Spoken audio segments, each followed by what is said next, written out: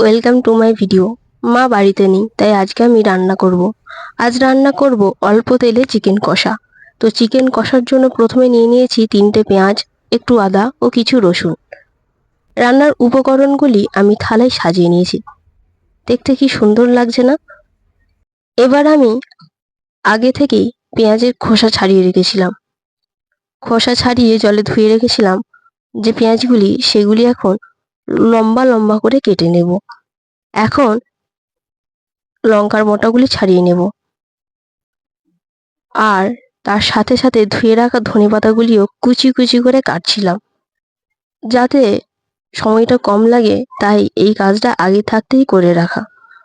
এখন যেহেতু শীতকাল, তাই রান্নাতে একটু ধনেপাতা ও একটু লঙ্কা দিলে রান্নাটা একটু ভালো হয়, দেখতে সুন্দর লাগে, মানে সাজানোটা সুন্দর হয়।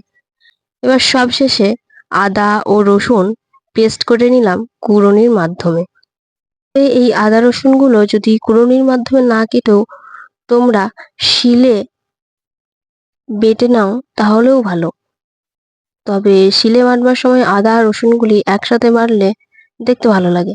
আর মাংস কষার মশলাটা তৈরি করে নেব। যারা কড়াইয়ে মাংস দেবার পর সেই মশলাগুলি দেয়, কিন্তু মাকে দেখেছি মা এইভাবে বাটির মধ্যে সব মশলাগুলো একসাথে নিয়ে সেটাকে আগে থাকতে তৈরি করে রেখে দেয়, যাতে পরে সুবিধা হয়। আর এইভাবে করে রাখলে কি হয়, মাংসটা যে মশলাটা কষবো তাতে খুব সুন্দর একটা গন্ধ ওঠে।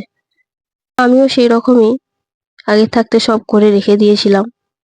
এবার গ্যাসটা জ্বালিয়ে কড়াইটা বসিয়ে দিলাম। আগুন এত গনগনে ছিল যে কড়াইটা দিতে না দিতেই ভীষণ গরম হয়ে গেছিল।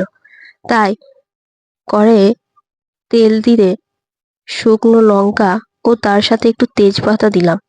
কড়াইটা এত গরম ছিল যে সঙ্গে সঙ্গে কালচে ভাব হয়ে গেল।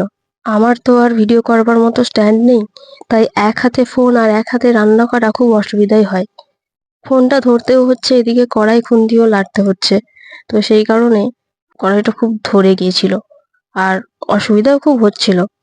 কুচিয়ে রাখা পেঁয়াজগুলো দিয়ে একটু নাড়াচাড়া করতেই দেখি লাল লাল ভাব হয়ে এসেছে। সেই কারণে আগে থেকে পেস্ট করে রাখা আদা রসুন বাটা দিয়ে দিলাম। আসলে তেল একদমই কম ছিল, তাই কড়াইটা বারবার ধরে যাচ্ছিল। দেখো, একটুও তেল নেই, শুধু মশলাগুলো নাড়ছি। আসলে এতটা কম তেলে মাংস রান্না করা যায় না। থেকে করে রাখা মশলাটা দিয়ে দিলাম।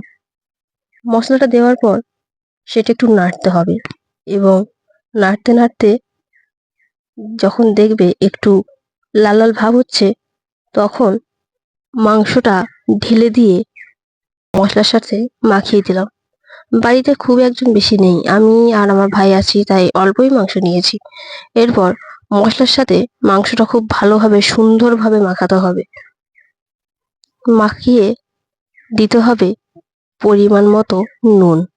তোমরা যারা যেমন নুন খাও তারা তেমন নুন দেবে, তাই স্বাদ মতো নুন দিয়ে দিলাম।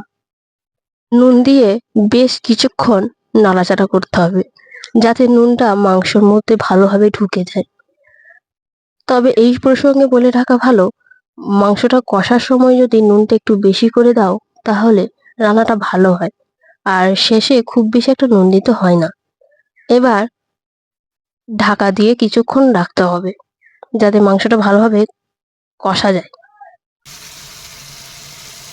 5-7 মিনিট ঢাকনা দিয়ে রাখার পর ঢাকনা খুলে দেখি মাংসটা কষা হয়ে গেছে, অর্থাৎ বেশ মাখা মাখা একটা ভাব চলে এসেছে। তাই এই সময় দিয়ে দিলাম একটু সস। এই সস দিলে মাংসটা খেতে ভালো হয়, আমরা এই সসটা দিয়ে থাকি। তবে তোমরা এই সসের পরিবর্তে টমেটো ব্যবহার করতে পারো। তারপর কেটে রাখা লঙ্কাগুলো উপর থেকে ছড়িয়ে দিলাম, আর দিলাম কুচিয়ে রাখা ধনেপাতাগুলো। এবার ওই ধনেপাতা ও লঙ্কাগুলো দেবার পর মাংসের সাথে একটু মাখিয়ে নিতে হবে। এবার একটু জল দিয়ে দিলাম। তোমরা যেমন জল দেবে সেরকম পরিমাণ মতো জলটা দিতে থাকো। আমরা খুব একটা যে কষা করবে এমনটা না, একটু ঝোল ঝোল রাখবো, তাই জলটা দিয়ে দিলাম। এবার গ্যাসের জালটাও বাড়িয়ে দিলাম। জাল দেওয়ার পর একটু নেড়ে নিতে হবে। নাড়াচাড়া করতে করতে দেখবে এবার কিন্তু রংটা ফুটতে শুরু করেছে। মাংসটা যত ফুটবে তত কিন্তু শেষে রং ভালো হবে। এখন বুঝতে পারবে না যে রংটা হলদে হলদে ভাব হচ্ছে, কিন্তু এটা রংটা পরে ফিরবে। এখন ফুটতে থাকলে জলটা যত মরবে তত ভালো। যারা আলু দিয়ে খায় তারা আলু দিয়ে করবে, আমরা এটা আলু দিয়ে করছি না, কারণ আমাদের অলরেডি সয়াবিনের তরকারি ছিল। মাংসগুলো দেখিলে আমার সেদ্ধ হয়ে গেছে। শেষে আর একবার ঢাকা দিয়ে রেখে দেব। আমার রান্না প্রায় শেষের পথে। এরপর গ্যাস বন্ধ করে ঢাকনা খুলে দেখি রান্নার রং এসে গেছে। সত্যি কথা বলতে এত অল্প তেলে যে রাঁধতে পারবো আমি ভাবিনি। রং হবে সেটা আশাও করিনি। ঠিকঠাক তেল দিলে যে রংটা হয় সেটা না হলেও যেটা হয়েছে তা যথেষ্ট। রান্নাটায় নুন ঠিকঠাক হয়েছে কি না তা চেখে দেখতে গিয়ে দেখি স্বাদ কিন্তু দারুণ হয়েছে। আমার করা এই রান্নাটি কেমন হয়েছে এবং তোমরা আজ কি রান্না করলে অবশ্যই কমেন্ট করে জানিও।